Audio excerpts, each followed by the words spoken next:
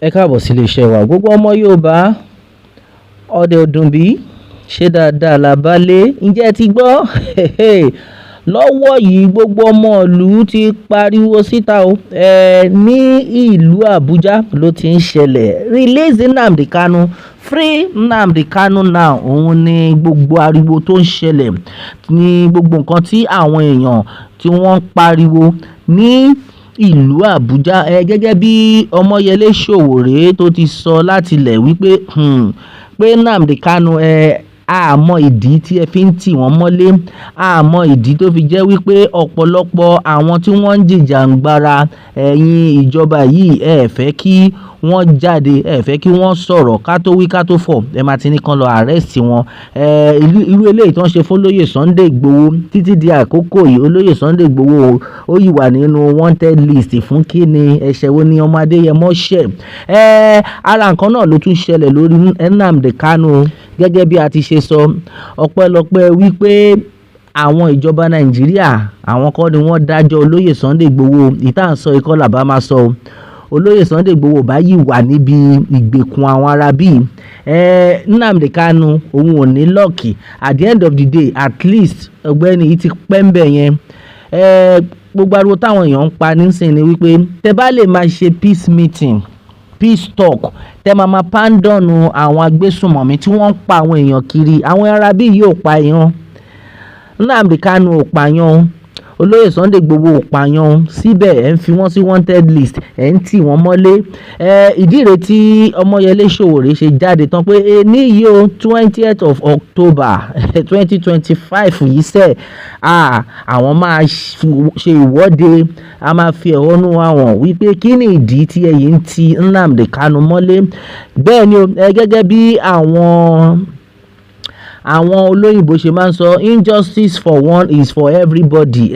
Tó wá lè sọ pé àwọn ò ní gbà fún olóyè Sunday Igboho, tí wọ́n ò ní ṣe dáadáa fún Nnamdi Kanu, kò ń ṣe Nnamdi Kanu nìkan ni o, àti gbogbo àwọn ọmọ ìlú, àwọn ni wọ́n ń try àti sọ wípé àwọn ò ní jẹ́ kí wọ́n ṣe rere. Gẹ́gẹ́ bí ìròyìn náà ti ṣe lọ, ọ̀pọ̀lọpọ̀ àwọn èèyàn ni wọ́n tú jáde ní ìlú Abuja pẹ̀lú gbogbo bó ṣe ń lọ yìí. Sowore resumes #free Nnamdi Kanu protest in Abuja after police attacks. Lẹ́yìn tí àwọn ọlọ́pàá tí wọ́n ní pé àwọn ò ní jẹ́ kán rọ́nà lọ.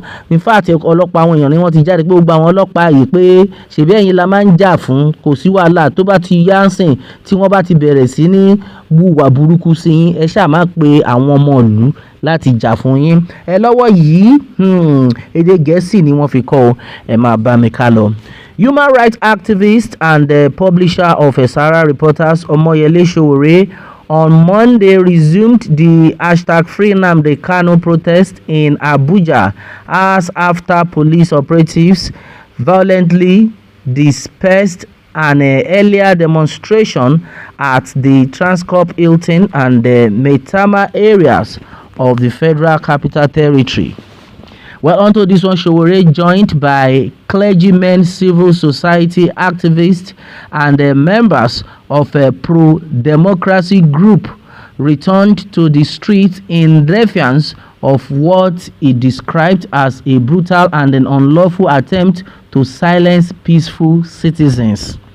The protesters, carrying placards and then chanting solidarity song, marched through parts of the central business district and then Eagle Square, demanding the immediate release of detained indigenous people of Biafra IPOB leader Mazi Nnamdi Kanu. Earlier in the day, the protest had turned chaotic when heavily armed police officers fired several rounds of tear gas to disperse demonstrators gathered near the Nigerian Communications Commission (NCC) headquarters, and then Transcorp Hilton. Videos from the scene showed people running in panic as gunfire echoed through the streets. Despite the chaos, Sowore and several protesters regrouped later in the afternoon, vying not to be intimidated. Addressing reporters, the activist condemned the police for what he called an assault on democracy and a violation of the constitutional right to peaceful assembly. Ẹ̀yin ọmọ Yorùbá òun náà ni ẹ ti gbọ́ yẹn. Ọ̀pọ̀lọpọ̀ àwọn èèyàn ni wọ́n jáde wọ́n ní pé kí ló dé tẹ́ fi ń lé wọn. Ẹ jẹ́ káwọn arábí fi ẹ̀hónú wọn hàn. Láìpẹ́ yìí náà ni a gbọ́ tí ọ̀gbẹ́ni Fúlàní kan jáde. Ó ya ọ̀pọ̀lọpọ̀ èèyàn lẹ́nu. Lára àwọn Fúlàní tí wọ́n mọ ẹ̀tọ́ ọmọ ènìyàn. Ó ní pé kí ló dé tẹ́ fi ń ní káwọn arábí kí wọ́n má jáde, kán má kúrò nínú ìlú yìí. Pàápàá jùlọ àwọn ọmọ Yorùbá nation tán láwọn fẹ́ pín, kí ló dé tẹ́ fi ní kán má pín. Pé ẹ̀tọ́ wọn ni láti ní pé àwọn ò ṣe mọ́, àbí tá bá ti ní pé tán bá ní ó ti sú àwọn, ó ti sú wọn náà ni ẹ jẹ́ kó oníkálùkù máa lọ ń lọ. Ó wà nínú ìwé òfin pé tó bá ti sú yín o, tá ti mọ̀ wípé okay o, àsìkò yín ti tó pé ìbáṣepọ̀ yín kò wá dán mọ́rán mọ́, why not? Ẹ ní ẹ̀tọ́ láti yapa. Ṣùgbọ́n Nàìjíríà yìí nìkan láti máa ń rí tí àwọn ìjọba wọ́n ṣe dáadáa fáwọn ọmọ ìlú o. Àwọn ìkan náà wọ́n ṣe dáadáa fún ọmọ ìlú. Àwọn ìkan náà wọ́n fẹ́ káwọn ọmọ ìlú kí wọ́n yapa. Kí ló wá dé? Ṣógun láyé ni. Gẹ́gẹ́ bí gbogbo ẹ̀ ṣe ń lọ yìí, àwọn Sowore àti àwọn ọmọ ẹgbẹ́ wọn wọ́n jáde pé láyé ẹ gbọ́dọ̀ release Nnamdi Kanu. Kí ló dé? Kí ni ẹ̀ṣẹ̀ tí ìbá ṣẹ̀ tẹ́ fi tì mọ́ ọgbà ẹ̀wọ̀n títí di àkókò yìí? Kí ló ṣẹlẹ̀? Ọ̀pọ̀lọpọ̀ àwọn èèyàn ló ní pé ẹ gbé lọ sí kóòtù ti ní pé òkè kán jẹ́ kó máa lọ. Kí ló wá dé? Àwọn olóhùn tí wọ́n á mú mọ́lẹ̀, àwọn agbésùnmọ̀mí tí ẹ̀ ń ṣe peace talk pẹ̀lú, tí wọ́n ń pààyàn lójoojúmọ́, wá nǹkan kan ṣe sáwọn yẹn. Ṣùgbọ́n àwọn tí wọ́n ń jà fún ẹ̀tọ́ ọmọ ènìyàn, àwọn lẹ wá ní pé wọn ò gbọ́dọ̀ gbé ìgbé ayé gidi. Ṣé ó yẹ kó máa lọ bẹ́ẹ̀? Oríṣiríṣi ni àwọn èèyàn ti sọ lórí àwọn àtẹ̀jíṣẹ́ yìí. He who fight and run away live to fight again o. Release Nnamdi Kanu now. Correct. Thank God you can run o. Run and come back. That's nǹkan tí àwọn èèyàn pariwo nìyẹn o. Lẹ́yìn tí wọ́n lé wọn, wọ́n ní pé ẹ lè wá intimidate wa. Bí wọ́n tún ṣe padà wá nìyẹn. Pé láyé sẹ́ ẹ gbọ́dọ̀ gbóhùn wa, gbogbo àgbáyé gbọ́dọ̀ gbóhùn wa pé ìwà burúkú ni àwọn olóṣèlú ìlú yìí wọ́n ń wù sí àwọn ọmọ ènìyàn. Ẹ̀tọ́ àwọn ọmọ èèyàn ni wípé kí wọ́n gbé ìgbé ayé gidi. Ìdí rèé tí wọ́n fi yan olórí. Lọ́wọ́ yìí o, olórí tí wọ́n yàn ó wá dàbí pé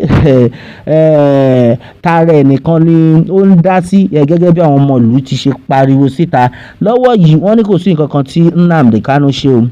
Bẹ́ẹ̀ ni ẹ jẹ́ kó máa lọlé láyọ̀ àtàlàáfíà. Níwọ̀n ìgbà tó jẹ́ wípé àwọn agbésùnmọ̀mí wọ́n wà nínú igbó. Àwọn agbésùnmọ̀mí wọ́n ń gbé ìbọn, wọ́n ń ṣe oríṣiríṣi nínú igbó yẹn, wọ́n ń pa àwọn èèyàn, wọ́n ń gba owó lọ́wọ́ àwọn èèyàn lọ́nà àìtọ́. In fact constitution ní pé gbọ́dọ̀ anybody tí wọ́n ò bá fún ní license kò yẹ kó gbébọn. Ṣùgbọ́n àwọn eléyìí wọ́n ń gbébọn, wọ́n ń yan fanda. Ìjọba ò wá kankan ṣe sí yẹn. Tán bá tún mú wọn gan, wọ́n tún ń ṣe peace meeting pẹ̀lú wọn ni. Ẹ̀dẹ̀ ráwọn èèyàn tó ń gbébọn tó ń rìn kiri, ẹ̀ tún lọ ń ṣe peace meeting pẹ̀lú àwọn èèyàn bẹ́ẹ̀ yẹn.